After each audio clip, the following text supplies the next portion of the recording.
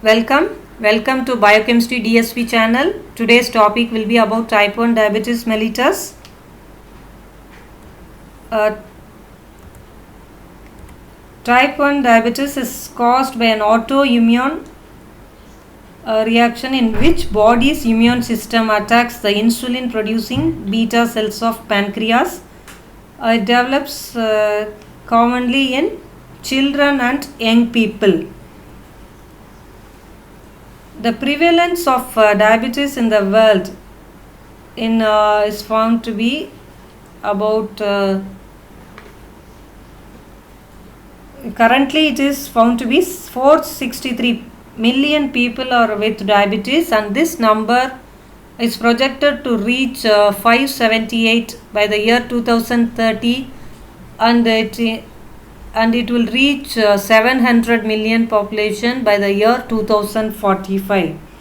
So it becomes a serious threat to global health, and people living with diabetes are at a risk of developing a number of serious and life-threatening complications, leading to increased need for medical care, reduced quality of life, and they have an undue stress on families.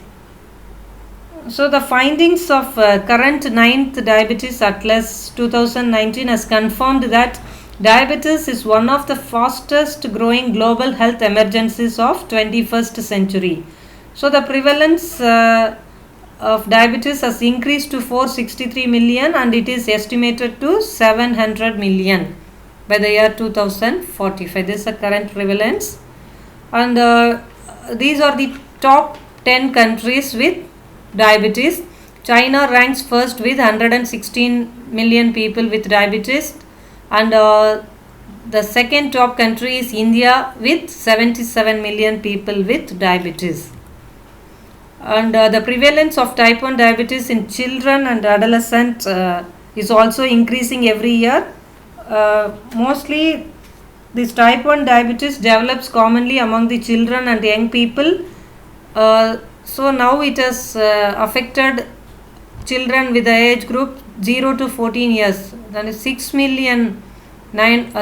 lakhs and 900 people are with diabetes among the age 0 to 14, and under the age of 0 to 19 years 11 lakhs 10,000 and 100 children are with type 1 diabetes. So again this this puts the child and the entire family a challenge. Okay, this living with type 1 diabetes remains to be a challenge for the child and the whole family.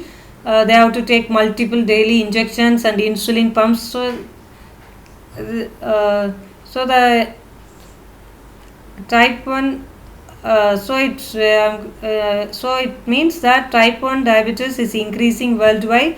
The reasons for this increase is unclear, but the rapid increase over time must be due to non-genetic, environmental and lifestyle related challenges such as a rapid weight gain or inappropriate feeding habits among the children. What is diabetes? It's a metabolic disorder that leads to the development of a number of complications including ketoacidosis, kidney failure, heart disease, stroke and blindness. So there are different types of diabetes like type 1 diabetes, type 2 diabetes and gestational diabetes. In normal situation, pancreas will secrete enough amount of insulin which acts as a key to open the cells to uptake glucose. This when in type 2 diabetes, pancreas will not, due to autoimmune disorder, pancreas will not secrete insulin, so there is no key to open the cell. So there is no uptake of glucose among the cells, hence it remains in the blood causing hyperglycemia. In type 2 and gestational diabetes, pancreas, even though it is releasing a sufficient amount of insulin, they remain resistant. So this inability of this insulin will not able to open the cells, and hence cells cannot take glucose. It remains in blood, leading to hyperglycemia. Today's class we are going to see only about type 1 or insulin dependent diabetes mellitus, IDDM. This type 1 diabetes usually starts in people younger than 30, hence it is also termed as juvenile diabetes. Even though it can occur at any age, the incidence has become doubled in the past 20 years and is set to double again in 2020. Type 1 diabetes results from selective destruction of beta cells in the pancreatic islets, leading to absolute lack of insulin and hyperglycemia. The beta cells are principally destroyed by an aggressive autoimmune process, which is mediated but not limited to infiltration of CD4 plus and CD8 plus T cells as well as macrophages, resulting in insulitis. Type 1 diabetes results from the destruction of pancreatic beta cells by beta cells specific autoimmune process. This disease is a classical example of organ specific autoimmune disease characterized by lymphocytic infiltration or inflammation of the pancreatic islet called insulitis, which ultimately leads to the destruction of the insulin producing beta cells, resulting in type 1 diabetes. It is usually associated with infiltration of innate immune cells. These cells produce cytokines which promote beta cell apoptosis, and increased infiltration of islet specific T cells. Islet specific T cells attack and destroy the beta cells. So the pathogenesis which play an important role in the etiology of type 1 diabetes are genetic susceptibility, triggering factors, autoimmunity, less insulin secretion, early diabetes, overt diabetes. These are the 6 stages which is considered to be involved in insulin dependent diabetes, that is type 1 diabetes mellitus. So here genetic susceptibility markers are located in the major histocompatibility complex HLA, and the susceptibility is specifically conferred by the genes in HLA class 2 regions. So according to the hypothesis, recent hypothesis, diabetogenic peptide is permissive for disease when it binds to a disease associated class 2 molecule. The diabetogenic peptides between the competition between diabetogenic peptides between the resistant and susceptibility HLA alleles might be a mechanism of disease protection. So it was suggested that HLA DQ genes associated with type 1 diabetes will have an immunological effect towards autoimmune specifications, creating immune response amplification and triggering events that promote subsequent immune activation. Other triggering factors are different environmental factors which can also trigger the autoimmune process, leading to beta cell destruction. These factors include dietary compounds such as cow's milk, plant proteins, nitrates, wheat gluten, and viruses. The viral infection can lead to immune cell activation through various possible mechanisms. A virus may alter the host cell and have an immunological target. These cells are lysed and release self-peptide and fragments into the circulation, which in turn promote unwarranted immune activation. Autoimmunity. This islet cell antibodies ICA and insulin autoantibodies IAA, T cells are thought to be responsible for the destruction of beta cells and insulin. Then the progressive reduction in insulin secretion begins before the appearance of hyperglycemia and cannot be detected using the oral GTT, glucose tolerance test. And in early diabetes, hyperglycemia occurs but insulin secretion is not inhibited yet, as indicated by the plasma C-peptide concentrations. It leads to overt diabetes, that is patients show clear symptoms of the disease and there is absence of C-peptide in plasma. The clear etiology and pathogenesis are autoimmune reaction, which leads to lymphocytic infiltration, fibrosis, disappearance of beta cells, and finally it will manifest into type 1 diabetes. So the recent onset of type 1 diabetics is associated with islets with insulitis infiltrated by CD8 T cells which overexpress HLA class 2 molecule and IL-2 receptors, indicating that they are activated. Other lymphocyte subtypes such as NK and CD4 are also present.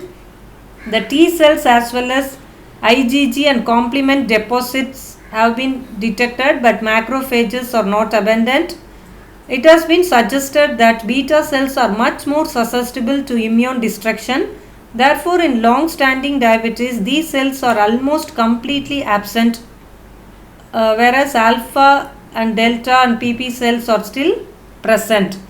So, when you see the etiology in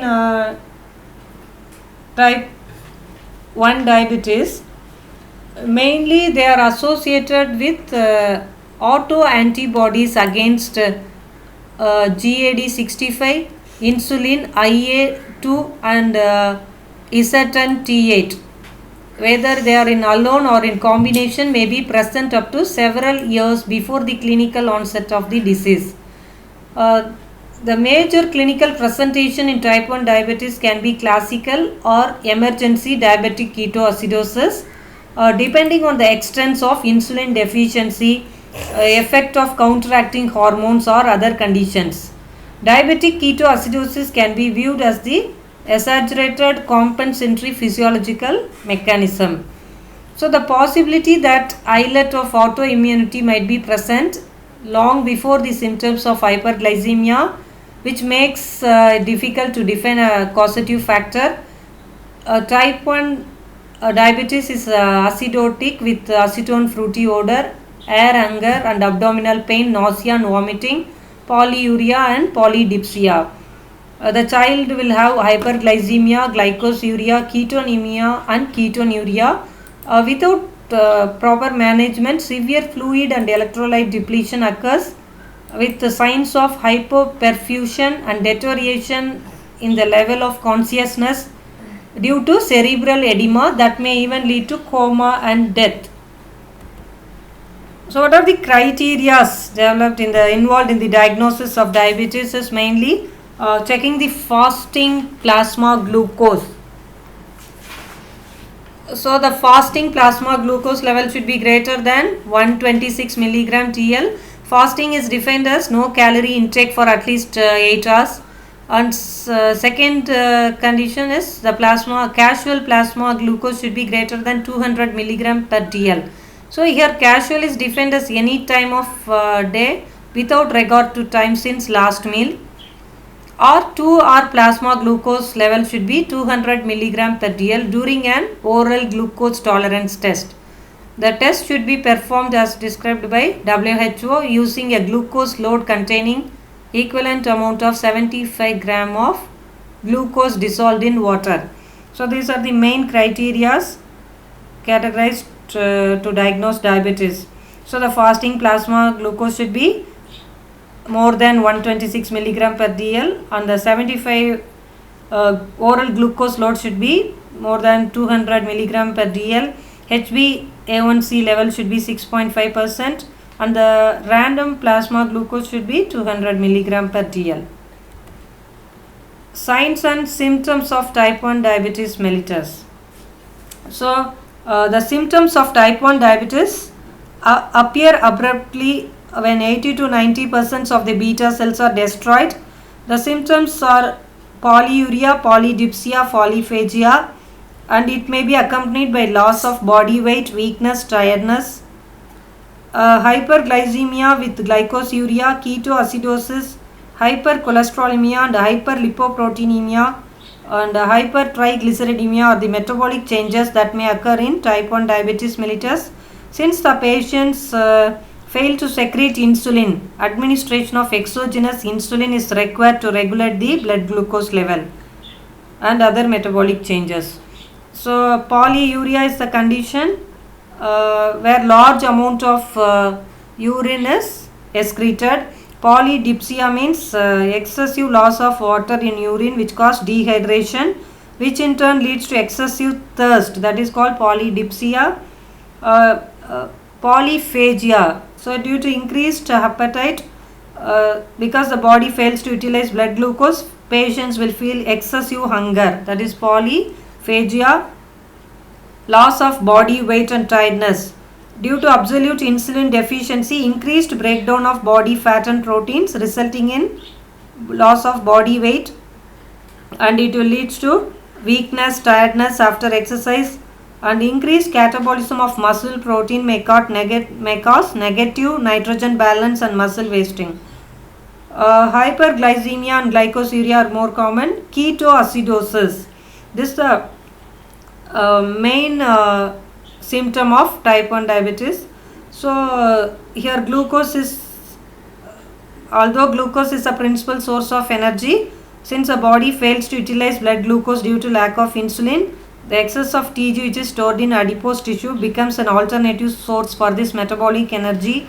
The TG stored in adipose tissue undergo extensive degradation and provide free fatty acid, which is then converted into ketone bodies in the liver.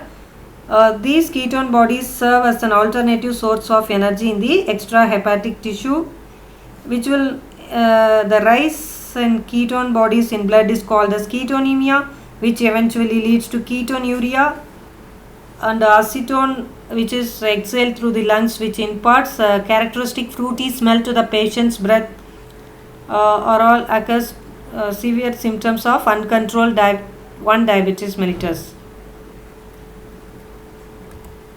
So complications, the major complications of type 1 diabetes is diabetic ketoacidosis, diabetes and cardiovascular diseases, diabetic eye disease, kidney disease, diabetic neuropathy, and other complications which occur in children. So mainly this diabetic ketoacidosis is a major complication in type 1 diabetes.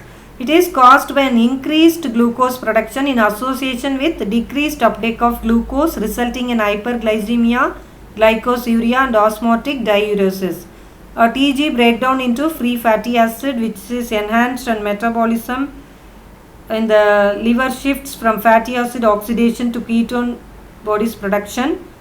Osmotic diuresis leads to severe dehydration and total body potassium deficit that may partially masked by acidosis. When the pH is low, blood potassium level not only is not indicative of total body potassium, but it is usually higher than normal. The patients present with depressed sensation and occasionally in coma with a history of severe polyuria and polydipsia, as well as acute abdominal pain and vomiting. This is the first sign of, that is diabetic ketoacidosis is the first sign of type 1 diabetes. And diabetes complications are also related with cardiovascular diseases. So diabetes and elevated blood glucose are associated with approximate doubling of cardiovascular disease risk. The risk of cardiovascular disease in people with diabetes can be reduced by lowering the high blood pressure and high glucose levels and using lipid lowering medications. Diabetic eye diseases. Early diagnosis and timely treatment of diabetic retinopathy can prevent sight impairment and blindness. Optimized blood glucose and blood pressure might complemented by screening for diabetic retinopathy can reduce the impact of diabetic eye disease. Diabetic nephropathy. It is associated with conditions such as hypertension, polyneuropathic bladder dysfunction, increased incidence of relapsing urinary tract infection, or macrovascular angiopathy. Both diabetes and chronic kidney disease are strongly associated with cardiovascular diseases. So controlling blood glucose and blood pressure can reduce the associated risk. Diabetic neuropathy. Diabetic foot and lower limb complications can affect 40 to 100 million people with diabetes. It affects the distal nerves of the limbs, particularly the feet. It alters the sensory function, causing abnormal feelings and progressive numbness. So these conditions will in turn facilitate the development of ulcers resulting from external trauma and abnormal distribution of internal bone pressure, so called the diabetic foot. Diabetes and complications in children. These children with type 1 diabetes are at the risk of developing any micro and macrovascular complications which are seen in adults with diabetes. Prevention and therapy of type 1 diabetes mellitus. So, there are primary, secondary and tertiary preventions. Primary prevention includes identification of diabetic gene, activation with immune system, elimination of environmental factor. Secondary prevention includes immunosuppressive therapy and insulin injections. Tertiary prevention includes tight metabolic control and good monitoring, pancreas transplantation. So, in patients with the type 1 diabetes are the potential candidates for pancreas transplantation in order to attain insulin independence. Most of them are performed in patients with end-stage renal failure in whom immunosuppression is not a major risk, with cadaveric organ donors and simultaneously with kidney transplantation. Exogenous insulin is administered subcutaneously to control the blood glucose level and other metabolic changes. Oral hypoglycemic agents such as sulfonylurea drugs are ineffective to control blood glucose level in the case of type 1 diabetes mellitus because oral administration of insulin is ineffective because insulin is a peptide hormone which can be easily degraded by proteolytic enzymes of GI tract.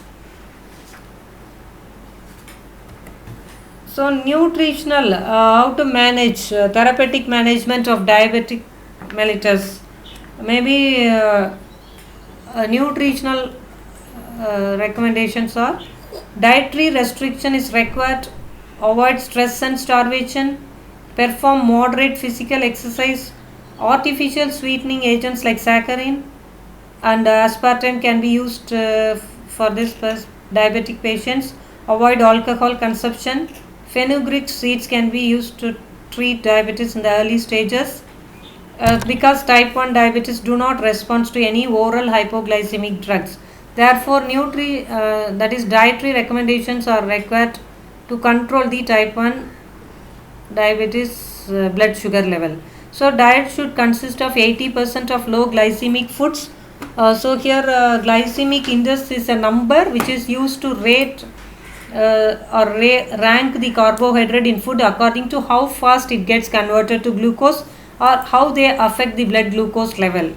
So carbohydrate with low GI index less than 55 are more slowly digested, absorbed and metabolized and can cause lower or slower rise in blood glucose and insulin level.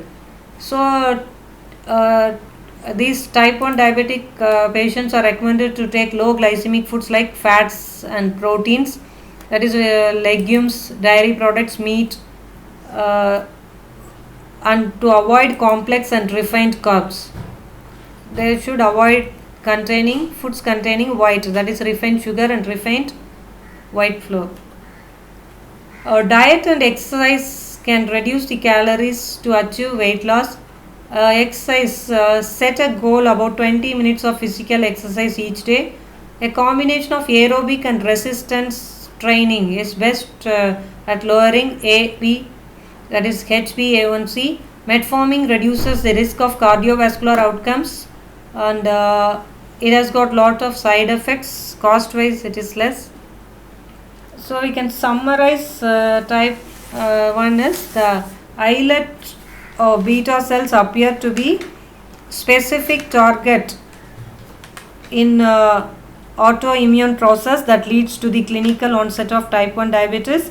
Type 1 diabetes develops in several stages, that is the presence of genetic risk HLA or non-HLA genes, initiation of autoimmune reaction against beta cell, triggering or promoting the environmental factors, beta cell destruction by cellular immunity, pre-diabetic metabolic disturbances, and finally it can overt diabetes.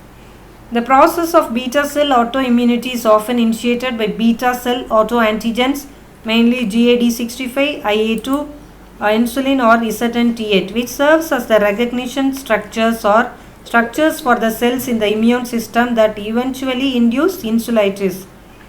Recent advances in molecular genetics have made it clear that HLA-DQ and HLA-DR molecules are necessary for type 1 diabetes mellitus risk. So I conclude that it can be concluded that chronic diabetic microvascular complications were encountered with high prevalence rate in young age in children and adolescents with type 1 diabetes with poor glycemic control and dyslipidemia.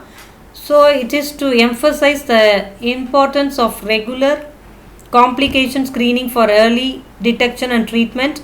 Efforts need to be intensified for quick and promote prompt diagnosis to predict diabetes and also to prevent its progression. The future prevention and intervention studies in humans is to test whether antigen specific immunosuppression or other immunomodulatory therapies in type 1 diabetes susceptible individuals will prevent loss of pancreatic beta cells. These are the references used. Thank you for watching this video. Thank you.